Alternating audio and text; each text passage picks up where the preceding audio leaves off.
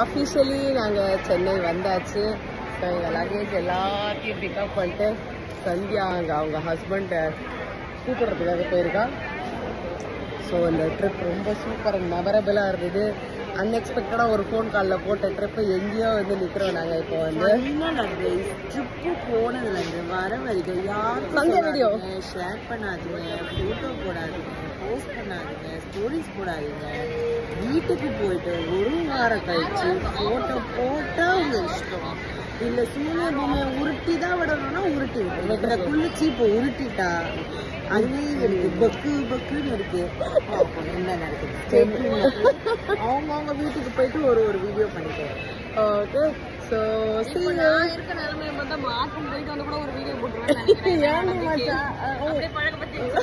Vlogging அவளுக்கு ரொம்ப பிடிச்சிருக்கா.